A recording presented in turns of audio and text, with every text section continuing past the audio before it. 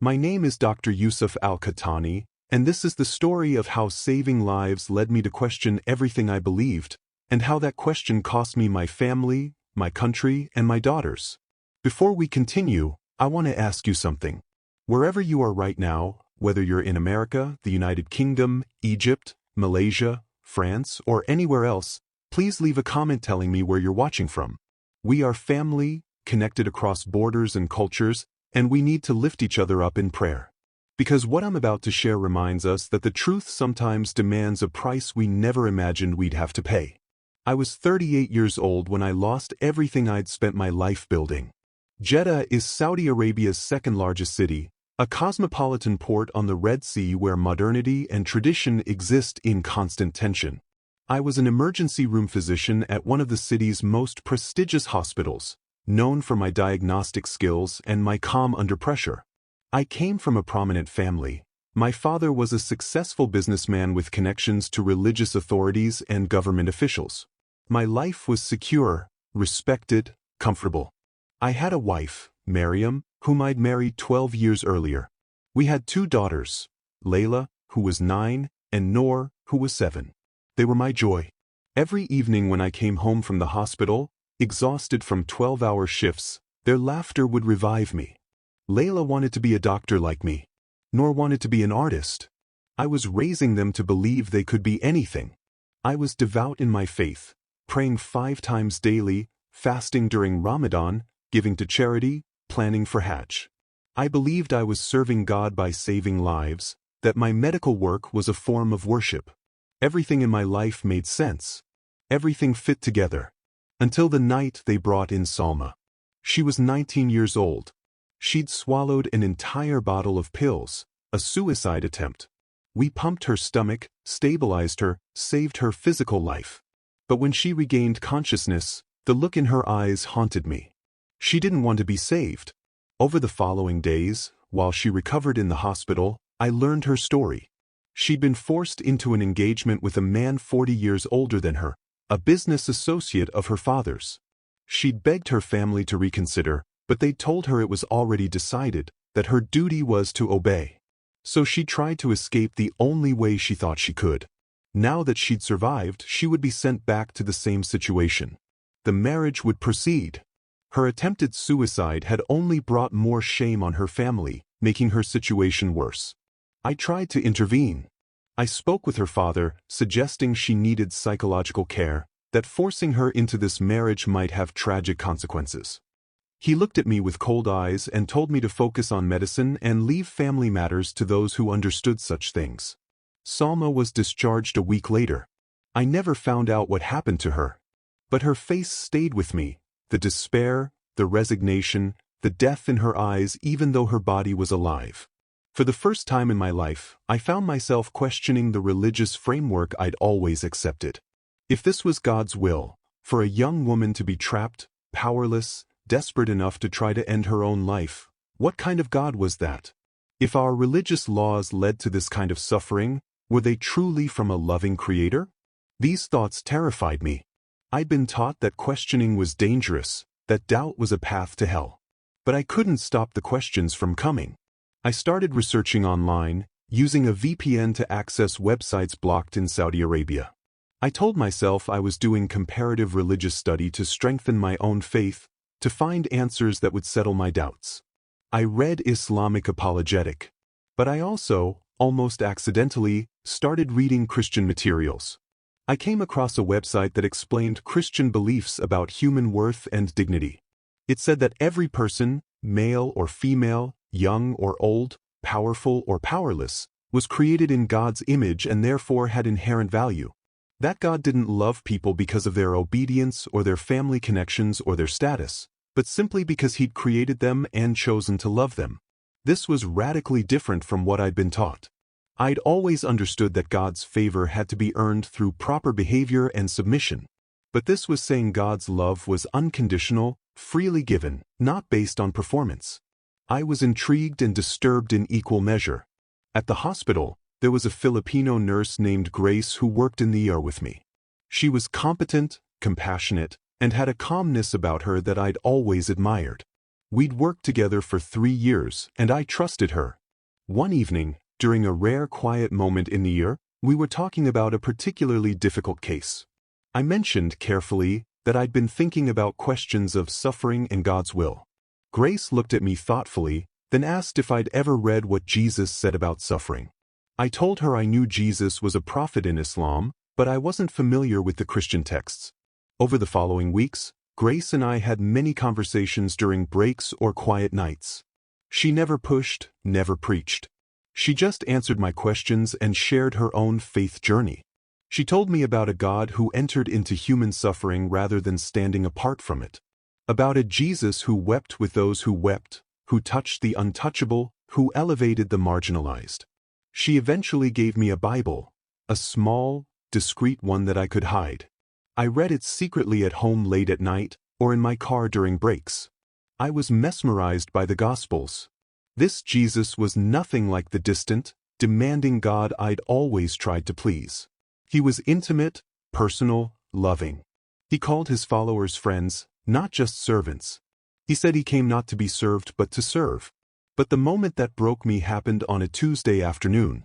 They brought in a 7-year-old boy named Ahmed who'd been hit by a car. Massive internal injuries.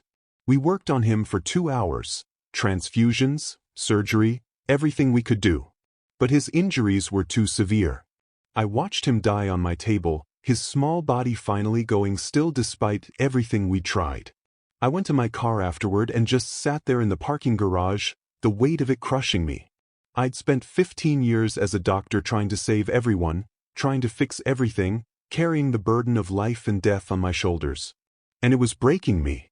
In that moment, sitting in my car in the darkness, I found myself praying, not the formal prayers I'd recited my entire life, but a raw, desperate cry for help.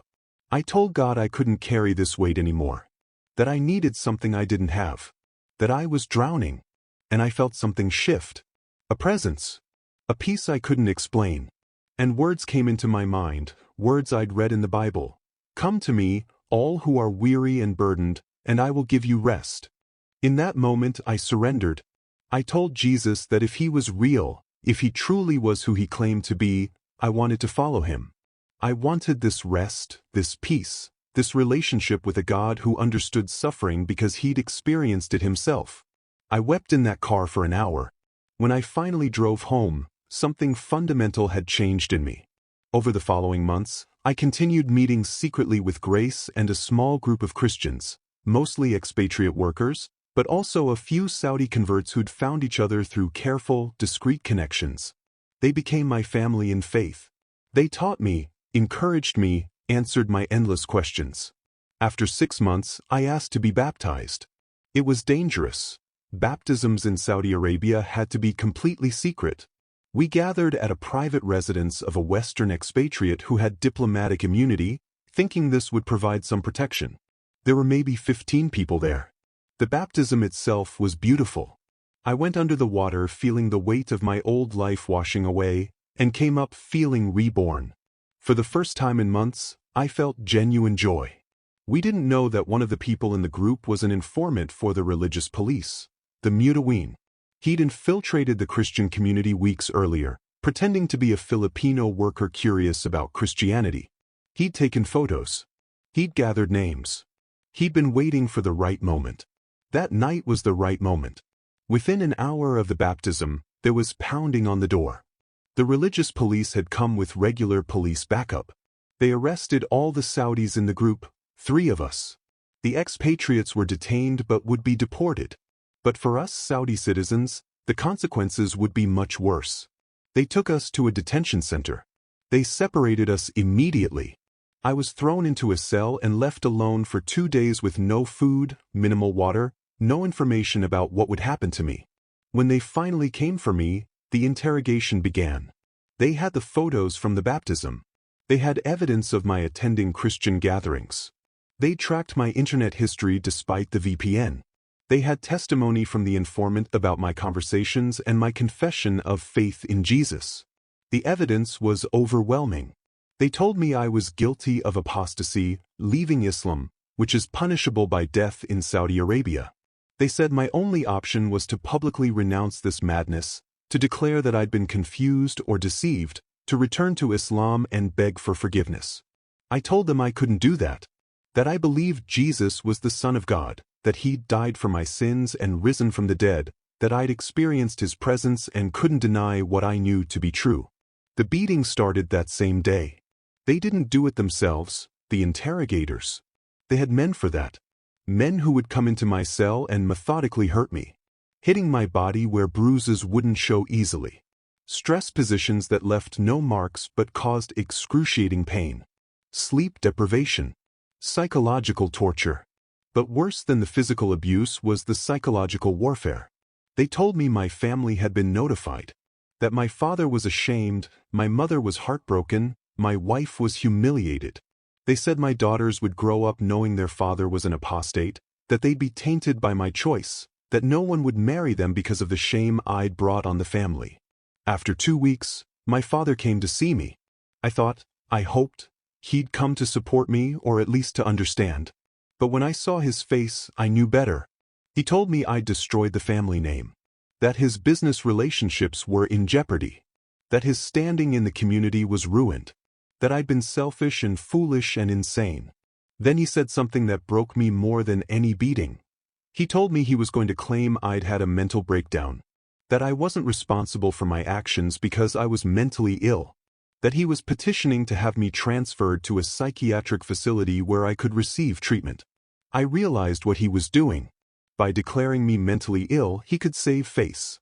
The family could claim this wasn't apostasy but mental illness, something pitiful rather than criminal. It would protect the family reputation and his business interests. But it would also mean I'd be locked in a psychiatric facility, forcibly medicated, subjected to whatever treatments they decided were necessary to cure my delusions. I begged him not to do this. I told him I wasn't mentally ill, that I'd made a conscious, rational choice based on careful study and spiritual experience. I told him I was still his son, that I still loved him and the family. He looked at me with disgust and told me the son he'd raised was dead, that this person in front of him was a stranger. Then he left. The petition to declare me mentally ill didn't succeed. There were doctors who examined me and couldn't find evidence of mental illness. But the damage was done. My family had publicly distanced themselves from me, claiming I was disturbed rather than apostate. My wife Miriam came to see me once, about a month into my imprisonment. She was crying. She told me she tried to understand, tried to support me, but the pressure from her family and mine was too much. Her father had told her she needed to divorce me immediately, that staying married to an apostate would ruin her life and our daughter's futures. She told me she was filing for divorce, that she would take full custody of Layla and Noor, that it would be better for the girls if I wasn't part of their lives. I begged her to let me see them, to at least say goodbye. She shook her head, tears streaming down her face, and told me it was better this way, that the girls were young enough they'd forget me eventually, that a clean break would be easier. She left, and I never saw her or my daughters again. That night, alone in my cell, I wanted to die. Not dramatically. Not as a statement. I just wanted the pain to stop. I'd lost everything: my career, my family, my father's love, my wife, my children. I was facing years in prison or possibly execution. What was the point of continuing? I prayed desperately, crying out to Jesus, asking him why he'd let this happen. Why he hadn't protected me. Why following him had cost me literally everything I loved. I didn't hear an audible voice, but I felt a presence, a comfort, and a reminder of Jesus's own words. In this world you will have trouble, but take heart. I have overcome the world. He hadn't promised me an easy life. He'd promised me his presence in a difficult one. I spent 8 months in that prison. Some days were worse than others. The physical abuse eventually decreased, but the psychological pressure never stopped. They kept trying to break me, to get me to renounce my faith publicly. I refused. Eventually, a relative of my mother's, a man with connections to government officials, intervened. He negotiated my release on specific conditions. I would leave Saudi Arabia permanently, never return, and never speak publicly about what had happened. They wanted me gone, erased, forgotten. I agreed. At that point, I would have agreed to almost anything to get out of that prison. They put me on a plane to Lebanon with nothing but the clothes I was wearing and a small amount of money. My medical license was revoked. My bank accounts were frozen. My passport was flagged. I was stateless, professionless, familyless. I arrived in Beirut broken in every possible way. For the first few months, I lived in a cheap room provided by a Christian aid organization that helped refugees and asylum seekers. I did nothing. I barely ate.